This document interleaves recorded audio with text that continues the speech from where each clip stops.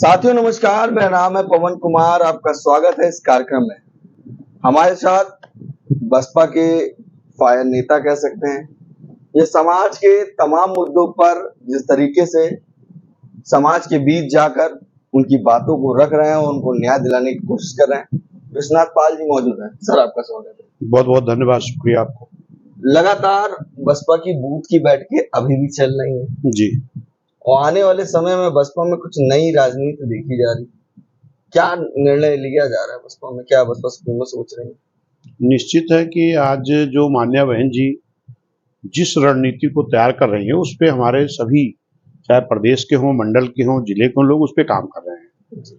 और निश्चित है कि आपकी जो आने वाला 27 का चुनाव होगा, 2007 में जिस तरीके से हम लोगों ने बिना किसी दल के गठबंधन के एक जनता का गठबंधन तैयार करके चुनाव जीतने का काम किया था, फिर उसी तरह से 2027 का चुनाव भी बूथ को मजबूत करके और जनता का गठबंधन बना करके, चाहे वो ओबीसी समाज का जो संगठन मैंने बनाया, गांव-गांव उनकी चौपाल बैठकें चल रही हैं, वाम सेव के लोग संगठन के हमारे, उनकी भी अपनी मीटिंगें चल रही हैं, बहुजन समाज के हर बूथ पर हमारे लोग पहुंच रहे हैं, बहुजन समाज पार्टी के बारे में बता रहे हैं और बूथ कमेटी बना रहे हैं, बहुजन वॉलंटियर फोर्स के लोग भी लगे हैं। निश्चित है मान्या बहन जी की गाइडलाइन में हमारी जो भी विंग है बहुजन समाज के साथ में सारे लोग एक्टिव हैं और इनके एक्टिविटी से ही हम आने वाले 27 में फिर बहुजन समाज पार्टी की सरकार बनाएंगे और मान्या बहन जी को उत्तर प्रदेश का मुख्यमंत्री बनाएंगे। आपने इस बात को तमाम चैनलों पर रखा है, तो जनता से गठबंधन, जी पहले भी गठबंधन जनता से किया, हाँ, इस बार भी, तो फर्क क्या है इस बार? देखिए, इधर हमने जो फर्क देखा है, क्योंकि जनता ने 7 से 12 तक सरकार बहुजन समाज पार्टी की देखा था, जिस तरीके से लगभग लाखों नौकरी गरीबों के लिए बहन जी ने सफाई कर्मी का पद निकाल करके दिया, क्योंकि बहन जी ने देखा कि आज भी गरीबी के नाते तमाम ऐसे परिवार हैं जिनके घर में गरीबी के नाते कक्षा 5-8 से ज्यादा शिक्षा नहीं हो पाई है। तो क्या ऐसे लोगों को आगे बढ़ने के लिए उनके घर में सरकारी नौकरी नहीं होनी चाहिए? अगर होनी चाहिए तो ये बात किसी नेता ने नहीं सोचा। मान्या बहन जी ने ऐसे गरीब परिवारों के लिए जिनके घर में कक्षा 5-8 से ज्यादा शिक्षा नहीं थी, उनके घर में बहन जी ने ये जो सफाई कर्मी का पद, नया पद सृजित करके दिया है, तो लाखों लोग उस नौकरी में गए हैं। और मैंने देखा है बहुत नजदीक से, तमाम ऐसे परिवार थे कि जिनके घर पे सही छप्पर भी नहीं रहता था, गरीबी के नाते उनके बच्चे स्कूल नहीं जाते थे, गरीबी के नाते उनके माँ बाप के तन पर अच्छे कपड़े नहीं होते थे, अच्छे भोजन नहीं मिलते थे। लेकिन आज मैं देख रहा हूं कि उन लाखों परिवारों में अच्छा भोजन भी बनने लगा, उनके माँ बाप के तन पे अच्छे कपड़े भी आ गए, मकान भी अच्छे बन गए और उनके बच्चे अच्छे स्कूल में पढ़ने भी लगे। तमाम योजनाएं, टीचर की नौकरी, पुलिस की नौकरी, गार्ड की नौकरी और महापुरुषों के सम्मान में तमाम जिले बने SC ST OBC समाज के लोगों में। तो ये जो उत्तर प्रदेश की आम जनता है और सब समाज के विकास के लिए बहन जी ने काम किया, नौजवानों के लिए, छात्रों के लिए और जो हमारे व्यापारी थे इनके लिए, किसानों के लिए गन्ने का दाम बहन जी ने खूब बढ़ाया था, उनका लाभ दिया था। तो हर तबके के व्यक्ति को बहुजन समाज पार्टी की सरकार में बढ़ने का मौका मिला था और विकास भी प्रदेश का खूब हुआ था, कानून का राज भी चल रहा था, अधिकारी भी राइट टाइम थे, वो भी खुश थे, काम भी करते थे। आज जनता उस बात को याद कर रही है कि 7 से 12 की सरकार हमें पुनः लाना है। उसी तरह का कानून फिर लाना है तो बहन जी को लाना पड़ेगा। और 12 से 17 तक सपा को देखा तो उससे भी संतुष्ट जनता नहीं थी, क्योंकि उस सरकार में भी गुंडई चरम पर थी, अत्याचार बढ़ा था और तमाम लोग परेशान थे, जंगल राज कायम था। अब आज फिर 17 के बाद आज भाजपा सरकार चल रही है, इस सरकार में भी पूरी तरह जंगल राज कायम है। खास तौर पर जो SC ST OBC माइनॉरिटी है, इनके साथ तो जबरदस्त अत्याचार हो रहा है। देश की आजादी के 75-76 साल बाद भी आज भी गरीब आदमी SC समाज का शादी नहीं कर पा रहा है। अपनी बेटी की हम ब्यूटी पार्लर में सजा नहीं सकते क्या? जी, बारात को पीट पीट कर वापस कर दिया जा रहा। अभी प्रयागराज में SC समाज को जिंदा जला दिया गया। अभी हमारे पास कुछ लोगों ने फोन किया था, बिजली विभाग के जो संविदा पे नौकरी कर रहे हैं, भैया हम बहुत दिनों से कर रहे हैं, हमको बाहर कर दिया जा रहा, तमाम विभागों को प्राइवेट कर दिया जा रहा। भाजपा के लोग कहते हैं SC ST OBC समाज के लोगों, हम आपका संविधान नहीं बदलेंगे, ठीक है, कह रहे हैं आपका आरक्षण नहीं बदलेंगे, ठीक है, लेकिन जब आप हमारे SC ST OBC समाज का प्राइवेट क्षेत्र में तो आरक्षण है नहीं, सरकारी क्षेत्र में है, और अगर आप सारे विभागों को प्राइवेट करते जा रहे हो तो हमारा तो आरक्षण अपने आप छिन जा रहा है। तो आप संविधान बदलो ना बदलो, आरक्षण हमारा खत्म करो ना खत्म करो, सब कुछ तो आप वैसे ही खत्म कर दे रहे हो। और बाबा साहब का संविधान इतना बाबा साहब मजबूत बना के गए हैं, उसको खत्म करना इतना आसान नहीं है। और बहुजन समाज पार्टी पूरी तरह बाबा साहब संविधान लागू कराना चाहती है, बहुजन समाज पार्टी बाबा साहब विचारों चलना चाहती है, और इसीलिए आज सब समाज के लोग SC ST OBC मुस्लिम समाज के खास तौर पर, और न्याय पसंद ब्राह्मण क्षत्रिय भी चाह रहा है कि अगर उत्तर प्रदेश में कानून का राज चाहिए तो फिर बहन जी को लाना है। जिस समाज की जितनी संख्या भारी, उस समाज की उतनी हिस्सेदारी, ये एक नारा था और ये विचारधारा है बसपा की।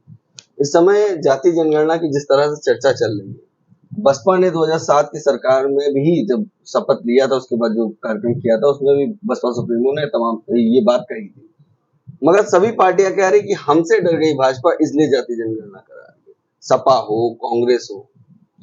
नहीं, कांग्रेस भी तो इस देश में 50-60 सालों तक राज किया है, फिर जनगणना क्यों नहीं कराया?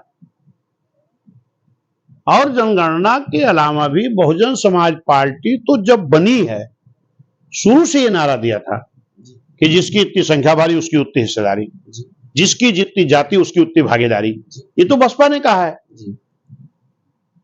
और ये भाजपा भी जिस तरीके से कांग्रेस ने 50-60 सालों तक नहीं किया, आज भी भारतीय जनता पार्टी की सरकार तो 14 से केंद्र में है, इसके पहले भी थी। 14 से तो माननीय मोदी जी हैं जी। आज लगभग 11 साल हो गया इनकी सरकार चलते जी। फिलहाल चलो देर से सही, अगर उन्होंने सोचा है कि राष्ट्रीय जनगणना के साथ हम जातीय जनगणना कराएंगे तो इसका स्वागत है, लेकिन हो जाए तब ना, 26 पूरा हो जाए तो ये हो जाए तो ठीक है, अच्छी बात है, लेकिन ये काम तो बहुजन समाज पार्टी पहले से कर रही है। मेरा तो मानना है कि ये मानवर कांसीराम साहब की जीत है, जो मानवर कांसीराम साहब एक नारा दे करके गए थे कि जिसकी इतनी संख्या भारी उसकी उतनी हिस्सेदारी, जिसकी इतनी जाति उसकी उतनी हिस्सेदारी। ये तो बहुजन समाज पार्टी पहले से चाह रही है, हमारे संस्थापक मानवर साहब चाह रहे थे, मान्य बहन जी चाह रही थी। तो अगर इसको भारतीय जनता पार्टी ने किया है तो इससे तो हमारे लोगों का लाभ है, लेकिन ये करके दिखाए, इसको घोषणा करने से थोड़ी ना होगा। तमाम घोषणाएं इनकी पहले भी हुई थी, वो तो पूरा नहीं हुआ। अगर इस पे इन्होंने निर्णय लिया है तो चलो देर से ही सही, स्वागत हो गई, इनको पूरा कराना चाहिए। यानी ये भी जुमला हो सकता है। अब देखिए, तमाम जुमले मैं देख चुका हूं भारतीय जनता पार्टी का, अब इस पे तो मैं तैयार करूंगा कि क्या करते हैं ये। मतलब रामदेव कहते नहीं थे करने से होगा, पहले करिए तब बात करिए। हाँ, निश्चित है। अच्छा, एक सवाल और, पिछड़े वर्ग की बात लगातार एक्स पर पोस्ट आ रही है कि पिछड़े वर्ग की जो भागीदारी होनी चाहिए वो नहीं मिल पा रही। बसपा सुप्रीमो ने आज भी एक्स पर पोस्ट किया, उसमें भी पिछड़ा वर्ग का यूज करना, क्या सही में? देखिए, जो पिछड़ा समाज है ये शुरू से इसको ठगा जा रहा है, शुरू से। सपा की 1952 में वोट पड़ना शुरू हुआ, 1993 में पिछड़ों को आरक्षण देने के लिए आर्टिकल 340 के तहत काका कालेलकर आयोग की रिपोर्ट, एक कमेटी बनी पिछड़ों का सर्वे करने के लिए, और इसकी रिपोर्ट 1953 में कमेटी बनी और 1957 में आ गई। अगर 57 में जो यहां हुकूमत करने वाली कांग्रेस थी, अगर ये पिछड़ों की काका कालेलकर आयोग की रिपोर्ट अगर लोकसभा राज्यसभा के पटल पे रखी होती तो हमारे पिछड़ों को 57वीं आरक्षण मिल गया होगा। 77 तक नहीं रखा। फिर 77 में कांग्रेस के खिलाफ एक मोर्चा बना था, जनता दल की अगुवाई में शायद जी, कि कांग्रेस को हटाओ मुझे लाओ और हम पिछड़ों का काका कालेलकर आयोग की रिपोर्ट लागू कराएंगे। लेकिन जैसे सरकार बनी, जब प्रधानमंत्री बन गए तो उन्होंने कहा कि यह रिपोर्ट तो पुरानी हो गई, अब इसके आधार पर पिछड़ों को आरक्षण नहीं दिया जा सकता। फिर पिछड़ों के लिए 1978 में एक कमेटी बनी जिसका नाम रखा गया मंडल कमीशन, उसकी रिपोर्ट भी 80 में आ गई। फिर नहीं उस मंडल कमीशन रिपोर्ट लागू कराकर आरक्षण दिया गया। मैं तो धन्यवाद दूंगा बहुजन समाज पार्टी को, मानवर कांसीराम साहब को, बहन जी को।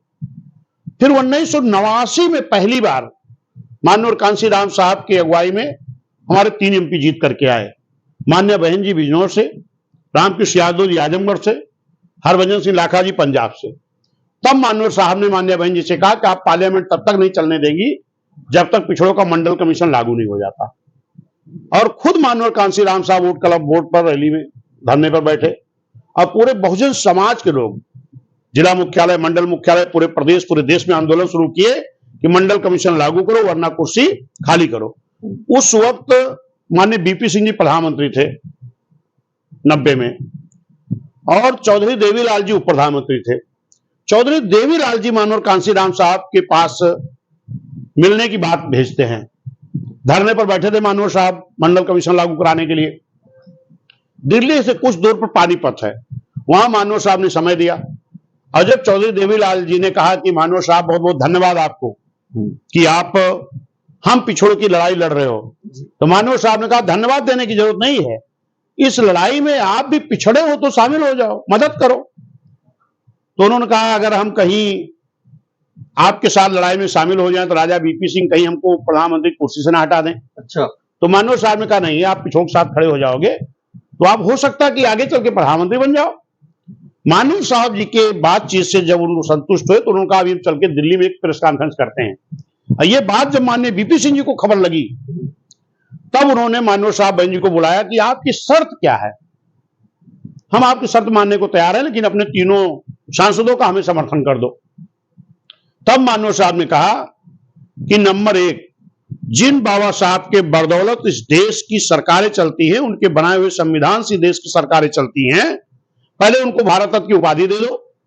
नंबर 2, जो 52% वोट वाले समाज को, जिनके वोट के बल पर तुम सरकार चलाते हो, ऐसे 52% पिछड़े समाज के लोगों को आज 32-33 साल हो गया, संविधान में आर्टिकल 304 की व्यवस्था भी हुई, कई बार कमेटियां बना के सर्वे भी हुआ, लेकिन इनको आरक्षण नहीं दिया जा रहा है। इन पिछड़े समाज के लोगों को मंडल कमीशन की रिपोर्ट लागू करा के इनको आरक्षण दे दो। और तीसरी मांग, उस वक्त यही भारतीय जनता पार्टी, इनके भी शायद 2-3 सांसद ही थे, इन्होंने बीपी सिंह जी से कहा कि अगर आप पिछड़ों का आरक्षण दे दोगे, भारत रत्न दे दोगे, तो आपकी सरकार से अपना समर्थन वापस ले लेंगे। और उसके मंडल के खिलाफ भारतीय जनता पार्टी के लोग माननीय अडवाणी जी की अगुवाई में कमंडल लेकर के निकले थे। तो माननीय साहब ने कहा कि एक तो भारत रत्न की उपाधि दे दो बाबा साहब को, दूसरे पिछड़ों का मंडल कमीशन लागू करके आरक्षण दे दो, तीसरे जो इस देश में रथ यात्रा निकली है, इस देश में इससे खून खराबा हो सकता है, भाईचारा बिगड़ सकता है, इस रथ यात्रा को रोका जाए। जो बिहार में जनता दल की सरकार थी तो वो रोका गया था।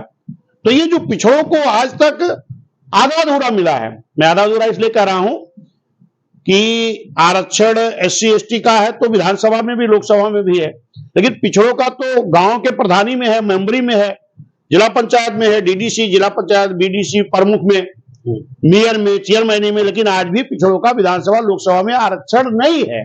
इससे मैं कहता हूं कि अभी आधा अधूरा मिला है, लेकिन जो मिला भी है ये सिर्फ और सिर्फ माननीय साहब बहन जी और बहुजन समाज पार्टी की बदौलत मिला है, वो भी 32-33 साल बाद। इसका मतलब अगर बहुजन समाज पार्टी के 3 सांसद न होते, माननीय साहब लड़ते नहीं, तो मंडल कमीशन भी शायद आज तक भी लागू नहीं होता। सरकार तो सपा की थी।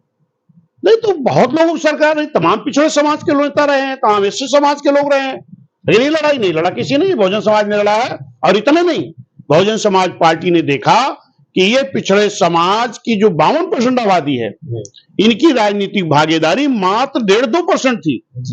और उसमें भी माननीय कांशीराम साहब कहते थे कि इस देश में पिछड़े समाज के लगभग 78 ऐसी जाति है कि जिनके लोग बाबा साहब के दिए हुए वोट का उपयोग तो करते हैं, वोट दे करके लोगों को जिताते हैं, लेकिन खुद इनको चुनाव लड़ने का मौका किसी दल ने नहीं देते हैं, इनको चुनाव लड़ करके वोट लेने का अधिकार ही नहीं लगता है।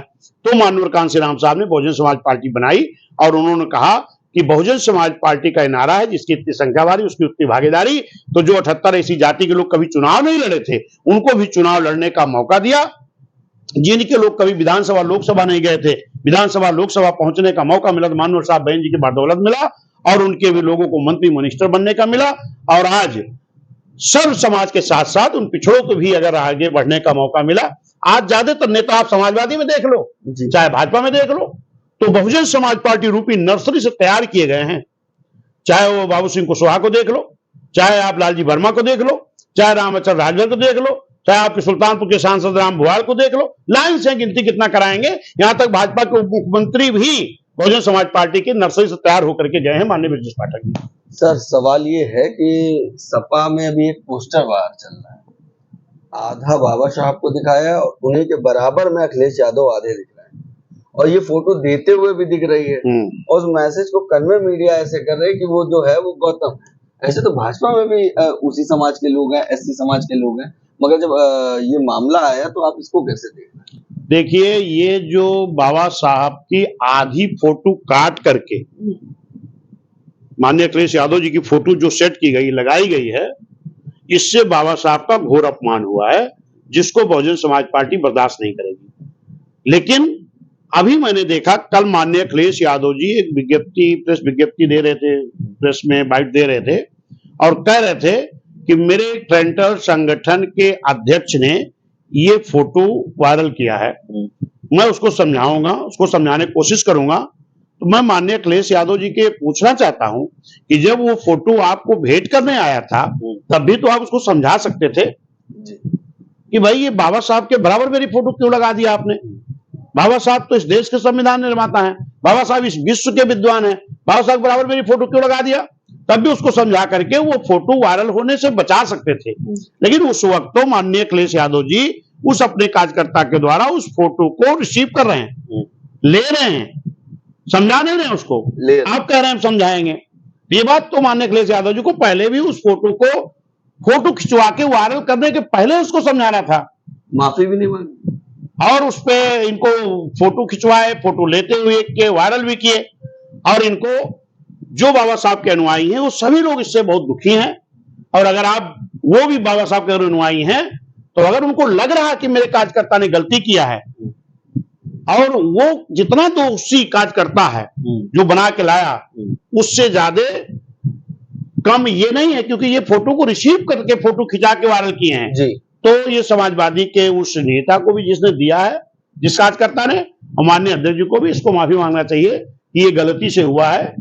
इसके लिए बाबा साहब के अनुयायी हमें माफ करें, अगर खुद अनुयायी है तो उनको खुद ही माफी मांग लेना चाहिए। जी, माफी तो काफी दौर की बात है। फिलहाल ऐसा ही जैसा वो जिला रहा, जिले के नाम नहीं, देखिए, समाजवादी पार्टी कभी भी बाबा साहब का सम्मान नहीं किया है। समाजवादी पार्टी ने जब बाबा साहब के नाम से माननीय बहन जी ने पार्क बनाया था इसी गोमती नगर में, तो उस वक्त समाजवादी पार्टी के नेताओं ने कहा था कि ये पार्क नहीं, अयासी का अड्डा है। तो उस वक्त मानवर कांशीराम साहब थे। मानवर कांशीराम साहब ने, माननीय बहन जी ने निंदा एवं धिक्कार विशाल रैली एक हुई थी। अच्छा। जो मानवर कांशीराम साहब का स्मारक स्थल बना है जी पुरानी जेल पर, वहां पर बहुत बड़ी रैली हुई थी इसके विरोध में। तो ये बाबा साहब पार्क को अयासी का अड्डा बोले। ये समाजवादी के लोगों ने बाबा साहब के नाम से बने जिले को खत्म करके संभल किया, मानवर कांशीराम साहब के नाम से बने जिले को खत्म किया। यहां तक कि इस बहुजन समाज जन्मे तमाम संत गुरुओं महापुरुषों जिनकी विचारधारा पर बीएसपी चलती है उनको ठेस पहुंचाया है और उनके महापुरुषों का अपमान किया है, जिनको बहन जी ने सम्मान दिया था। चाहे वो छत्रपति साहू जी जो पिछड़े समाज के थे, कुर्मी समाज के थे, उनके नाम से जिला बना था, अमेठी कर दिया उन्होंने बदल के। रमाबाई के नाम से जिले को खत्म किया, संत कबीर के नाम से, संत रविदास के नाम से, ज्योतिबा फूले के नाम से, गौतम बुद्ध के नाम से, इन्होंने बहुजन समाज के तमाम महापुरुषों को, जो माननीय बहन जी ने अपनी सरकार में उनके नाम से जिले, विद्यालय, तमाम पार्कों का नाम रखा था, उसको इन्होंने बदलने का काम किया। कभी बाबा साहब को सम्मान नहीं किए हैं। ये लोग खाली ऊंट की राजनीति करने के लिए आज बाबा साहब का नाम ले रहे हैं, वरना तो बाबा साहब का नाम भी नहीं लेते। बाबा साहब का नाम, ये जो बहुजन समाज में जन्मे संत गुरु हैं, महापुरुष है, ये तो मैं धन्यवाद देता हूं माननीय साहब, मान्य बहन जी को, कि जिनको लोग आज याद कर रहे हैं। वरना तो आज अगर बहुजन समाज पार्टी नहीं बनी होती तो ये लोग तो बाबा साहब का नाम ही मिटा दिए होते, चाहे वो भाजपा, सपा, कांग्रेस के लोग हो, चाहे जो हो। माफी मांगने में दिक्कत हो रही है क्या? अब वो तो उनसे पूछिएगा क्या हो रहा, लेकिन इसके लिए बहुजन समाज पार्टी या बहुजन समाज पार्टी के लोग या बाबा साहब के अनुयायी इस चीज से बहुत दुखी हैं और इस चीज का बदलाव आने वाले 27 में वोट के बल पर, जो बाबा साहब ने वोट का अधिकार दिया है, उसके बल पर बाबा साहब के अपमान का बदला लेने का काम करेंगे। बसपा जो कर रही है अभी आज जो अपडेट हुआ है, भाईचारा भी बना दिया, बूथ मजबूत करने के लिए, तमाम पार्टियों को दिक्कत हो रही, चल क्या रहा है, सोच रहे हैं कि आगे क्या करना। नहीं, जिन लोगों को अक्सर ये कहते रहते बसपा कुछ है नहीं, बसपा खत्म, उनको दिक्कत क्यों हो रही है? उनको दिक्कत नहीं होना चाहिए, लेकिन दिक्कत उनको इसीलिए है कि इस देश में बहुजन समाज पार्टी अकेले ऐसी पार्टी है जो बाबा साहब के मिशन को पूरा करना चाहती है, बाबा साहब संविधान को ईमानदारी लागू कराना चाहती है। और ये जो बाबा साहब को अपमान करने वाले लोग हैं, निश्चित है आने वाले 27 में बाबा साहब के दिए हुए वोट के अधिकार के बल पर इनको सबको, ये बाबा साहब के अनुयायी बहुजन समाज के लोग इनको सबक सिखाने का काम करेंगे। अभी कुछ दिन पहले भारतीय जनता पार्टी के भी एक बड़े नेता ने सदन के अंदर बाबा साहब के ऊपर अपमानित टिप्पणी किया था। आज समाजवादी पार्टी के नेता बाबा साहब बराबर अपने आप को खड़ा कर रहे हैं। अगर इनको ये बुरा लगा था तो उसी वक्त उस कार्यकर्ता को समझा सकते थे, ये गलत फोटो तुम बना के लाए, इसको ले जाओ। लेकिन उस वक्त रिसीव किए, अपने आप बाबा साहब बराबर समझने लगे कि मैं बाबा साहब बराबर हो गया हूं, और उसके लिए माफी भी नहीं मांग रहे। तो ये तो गलत है, बाबा साहब के अनुयायी इस चीज को माफ नहीं करेंगे। सर, अभी आपने ज्वाइनिंग एक व्यक्ति की कराई, समाजवादी पार्टी छोड़कर बसपा को दामन थामा, क्या बात थी? कुछ बात हुई माइनॉरिटी? निश्चित है कि माइनॉरिटी समाज के हों, तमाम समाज के लोग इस वक्त हमारे संपर्क में हैं। अभी मान्या बहन जी से बात करके आप देखिएगा, आगे चल के तमाम समाजवादी और भारतीय जनता पार्टी और दलों के लोग बहुजन समाज पार्टी में शामिल होंगे, क्योंकि आज उत्तर प्रदेश की आम जनता को बहन जी की 7 से 12 वाली सरकार याद आ रही है। और सरकार को अगर प्रदेश की आम जनता बनाना चाह रही है, तमाम ऐसे लोग हैं जो दूसरे दलों में रह करके वो अपने आप को ठगा महसूस कर रहे हैं, बहुजन समाज पार्टी के साथ शामिल होंगे और 27 में बहुजन समाज पार्टी की सरकार बनाएंगे।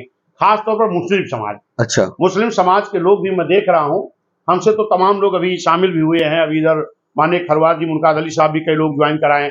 अभी बाराबंकी में भी काफी लोग, हमें लगता है 11 तारीख को एक बड़ी सभा करके मुस्लिम समाज के लोग ज्वाइन कर रहे हैं। उनको लग रहा है कि पीछे जो कुछ हुआ है, हम जिनके साथ खड़े रहे वो मेरे साथ खड़े नहीं दिखाई पड़ रहे हैं। अच्छा, अभी आपने देखा था कि वक्फ का बिल आया था, वक्फ बोर्ड का, जो जमीनें थी वक्फ की, हाँ, उस पर बिल आया था। ये मुस्लिम समाज के लोग, जिन लोगों को बड़ी संख्या में वोट देकर जिताए थे, खासतौर पर इंडिया गठबंधन के लोगों को, इनकी एक आस लगी थी, एक उम्मीद लगी थी, ये लोग आज पार्लियामेंट के अंदर बिल लाने वालों का विरोध करेंगे जी। लेकिन जब मुस्लिम समाज के लोग टीवी पर बैठकर देख रहे थे, तो ये देख रहे थे कि जिन पर मुझे भरोसा था, जिनको हमने ज्यादा वोट दे के जिताया था, आज ये लोग सदन में पहुंच करके मेरे वक्फ बोर्ड पर नहीं बोल रहे हैं, ये बोल रहे हैं कि भाजपा का राष्ट्रीय अध्यक्ष कैसे तय होगा। अच्छा, माननीय अखिलेश यादव जी भरे सदन में बोल रहे थे कि राष्ट्रीय अध्यक्ष कैसे चुनोगे, ये तो मुझे बड़ा दुख है, भाजपा राष्ट्रीय अध्यक्ष नहीं चुन पा रही है जी। तो उस पर अमित शाह जी ने भी कहा कि आप चिंता ना करो, आप 25 साल तक अध्यक्ष रहोगे। तो हाथ जोड़कर धन्यवाद भी दिया कि हमें तो डर था कि कहीं आप शरद पवार के तरीके मेरी पार्टी भी न तोड़ दो, मुझे तो डर था कहीं शिवसेना के तरीके मेरी पार्टी न तोड़ दो। अब आज तो आपका आशीर्वाद मिल गया, 25 साल तक तो मैं राष्ट्रीय अध्यक्ष रहूंगा। फिर उस पे जो ओम बिरला जी थे जी अध्यक्ष, उन्होंने कहा विपक्ष के नेताजी जिस बिल पर बहस करने आओ इस पे भी तो बात करोगे, खाली भाजपा की फिक्र रखोगे जी। तब उन्होंने वो बोर्ड पर, हमें लगता 40, उन्होंने खाली 9 मिनट ही बोले हैं जी। तो इससे तो मुस्लिम समाज भी देख रहा कि कौन बोल रहा। लेकिन मैं धन्यवाद देता हूं मान्या बहन जी को, मान्या बहन जी ने तुरंत ट्वीट करके कहा कि भारतीय जनता पार्टी को अगर मुस्लिम के हित में वो बोर्ड पर अगर इनको बिल लाना था, तो अगर उनके हित में है तो मुस्लिम समाज के लोगों को संतुष्ट करके वो बिल लाना चाहिए। बिल्कुल भाई, मैं आपके हित में ही बिल ला रहा हूं, तो मुस्लिम समाज काहे दुखी होता। लेकिन अगर आप जल्दबाजी में लाए हो, मुस्लिम समाज के हित का बिल था, उनको संतुष्ट करके नहीं लाए हो, लेकिन अगर इस बिल लाने के बाद अगर आप किसी भी तरह की नाइंसाफी अगर मुस्लिम समाज के साथ करोगे, तो मान्या बहन जी ने कहा हम पूरी तरह से, हम और हमारी बहुजन समाज पार्टी उन मुस्लिम समाज के साथ खड़ी रहेगी। काफी चीजों में जल्दीबाजी की है इन्होंने। आखिरी और छोटा सवाल, क्या देख रहे हैं आकाश आनंद के लिए बसपा सुप्रीमो ने फिर कहा कि आप इनकी हिम्मत बढ़ाइए, इन्हें बल दीजिए, युवाओं से जुड़वाइए। उसके बाद अखिलेश यादव पे आकाश का ट्वीट, क्या कुछ बदलने वाला है? आकाश यूपी आने वाले? देखिए ऐसा है कि मुझे तो लगता है कि जो विपक्ष के लोग हैं ये बहन जी से भी घबरा रहे हैं और आकाश से भी, और जो बहन जी की रणनीति पर हमारे वर्कर लगातार काम कर रहे हैं, इससे तो ये भाजपा सपा कांग्रेस के अंदर बड़ी बेचैनी है। और ये निश्चित एक बेचैनी होनी चाहिए, क्योंकि आने वाले 27 में बीएसपी सरकार बनाने जा रही है। और जहां तक आकाश भाई की बात है, मान्य बहन जी बहुजन समाज पार्टी में नेता बहन जी हैं जी, क्योंकि बहुजन समाज पार्टी सिर्फ राजनीतिक दल नहीं है, एक मिशन है, मूवमेंट है, एक बीएसपी एक परिवार है। और इस परिवार में रहने वाले लोग हैं जो अपनी मुखिया की बात को मानते हैं। मान्य बहन जी हमारी नेता, हमारी मुखिया है। बहन जी की जैसी गाइडलाइन आएगी उसी गाइडलाइन पर, बहन जी की रणनीति पर हम लोग भी काम कर रहे हैं। और आकाश भाई भी जैसे बहन जी की जिस तरह गाइडलाइन आएगी, जो बहन जी का आदेश होगा, उस पर आकाश भाई भी काम करेंगे। जे हमारी बात हुई थी विश्वनाथ पाल जी से और तमाम बिंदुओं पर हमने बात की, और उसमें एक बात निकल के आई अंतिम में कि जिम्मेदारियों का दौर बढ़ेगा और कई नए लोगों को जिम्मेदारी मिल सकती है, नए लोगों की ज्वाइनिंग हो सकती है। कैसा लगा हमारा वीडियो कमेंट करके जरूर बताइए। बाकी बने हमारे चैनल के साथ।